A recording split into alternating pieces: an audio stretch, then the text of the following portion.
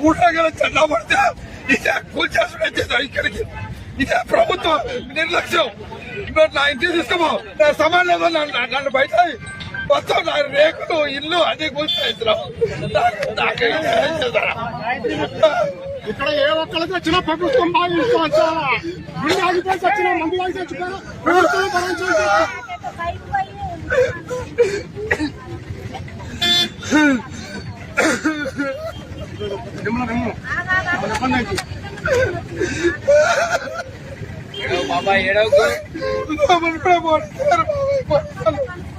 లోపలి కూడా పడేట నా బాధ క్యాన్సర్ చిన్న పిల్లగాడు జీవితంలో ఒక తేడా లేదు.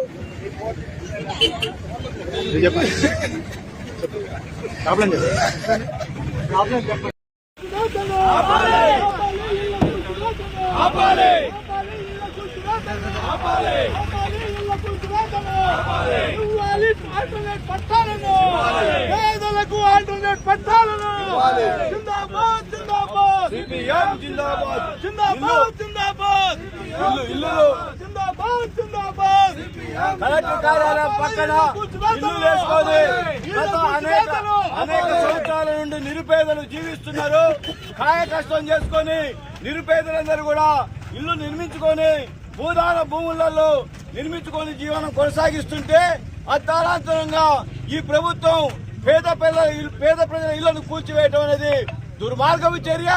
వాళ్ళందరూ పసిపిల్లలతోటి కుటుంబాలతోటి నిర్వాసితులవుతున్నారు కాబట్టి ప్రభుత్వం వెంటనే స్పందించి వారందరికీ పక్కా ఇల్లు నిర్మించి ఇవ్వాలనేది సిపిఎం పార్టీ డిమాండ్ చేస్తూ ఆ నిర్వాసితులకి మద్దతు తెలియజేస్తూ ప్రభుత్వం వెంటనే స్పందించాలని మేము డిమాండ్ చేస్తున్నాం. వెలుగుమట్ల గ్రామంలో సుమారు 2000 మంది ప్రజల గుడిసెల్ని ఎలాంటి కోర్టు ఆర్డర్ లేకుండా ఎలాంటి ఆదేశాలు లేకుండా ఏకపక్షంగా కాంగ్రెస్ పార్టీ తన నమ్ముకున్నటువంటి కొంతమంది కాంట్రాక్టర్ల కోసం వాళ్ళ ప్రయోజనం కోసం గుడిసెల్ని ఏకపక్షంగా రాజ్యాంగ విరుద్ధంగా కూల్చేస్తున్నారు. వెలుగుమట్ల గ్రామంలో భూదాన భూమి ఉంది. సుమారు 62 ఎకరాల భూదాన భూమి ఉంది. ఈ భూమిని సుమారు 14-15 సంవత్సరాల క్రితం పేదలు భూదాన బోర్డు ద్వారా పట్టాలు తెచ్చుకొని ఆ పట్టాలు రాజ్యాంగబద్ధంగా చట్టబద్ధంగా వాళ్ళు నివాసం ఉంటున్నారు. వాళ్ళకి భూదాన బోర్డు వాళ్ళు పట్టాలు ఇచ్చిండ్రు. అదేవిధంగా హైకోర్టు వారు పట్టాలు ఇచ్చారు. భూదాన బోర్డు వాళ్ళు వాళ్ళకి అనేక మంది వాళ్ళ నివాసం ఉండడానికి హక్కు ఉందని చెప్పి పట్టాలు కూడా ఇవ్వడం జరిగింది.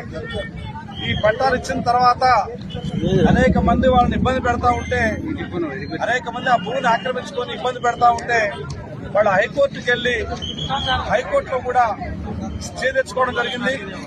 హైకోర్టు వారు కూడా గౌరవ తెలంగాణ హైకోర్టు వారు కూడా అక్కడ పేదలు ఉండవచ్చు, వాళ్ళని ఇబ్బంది పెట్టొద్దు, వాళ్ళు ఉండాలని చెప్పేసి హైకోర్టు వారు స్టే ఇచ్చారు, ఆదేశాలు ఇచ్చారు. రెవెన్యూ వాళ్ళు కానీ పోలీసు వారు కానీ ఎవరు కూడా జోక్యం చేసుకోవడానికి వీలు లేదు అని చెప్పి చాలా స్పష్టమైన ఆదేశాలు హైకోర్టు వాళ్ళు ఇచ్చారు.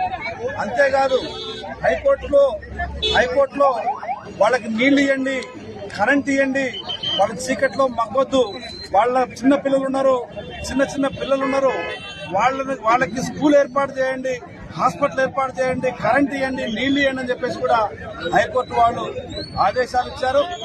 అదేవిధంగా లోయర్ కోర్టు ఖమ్మం కోర్టు వారు కూడా వాళ్ళని గుడిసెలు తీసేయడం కోసం, ఇంటి తీసేయడం కోసం ప్రయత్నం చేస్తే ఆ ఇంటి తీసేయవద్దని చెప్పి ఇక్కడ లోకల్ కోర్టు వారు కూడా ఆదేశాలు ఇవ్వడం జరిగింది, ఇంజక్షన్ ఆర్డర్ ఇవ్వడం జరిగింది.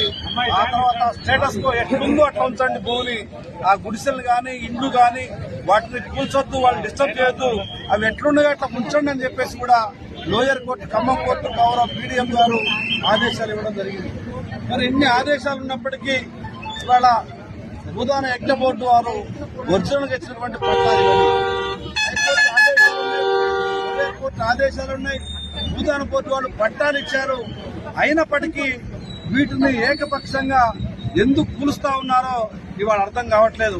అనేక మంది, వేల మంది ప్రజల్ని చిందరబందరం చేసి నెట్టిపారేసి వాళ్ళ పిల్లల్ని, చిన్న చిన్న పిల్లల్ని కూడా ఇసిరి అవతల పారేసి మొత్తం అందరినీ ఏకపక్షంగా ఆటోలలో, ట్రాలీలలో కుక్కి, వాళ్ళ సామాన్లు కుక్కి ఇవాళ భయంకరంగా వాళ్ళని పశువుల కంటే హీనంగా ఇవాళ వెహికల్స్ లో వేసి, ట్రాక్టర్లు, ఆటోలలో వేసి కుక్కి ఇవాళ వాళ్ళని బయటకు నిర్దాక్షిణ్యంగా బయటకు పంపిస్తున్నటువంటి పరిస్థితి.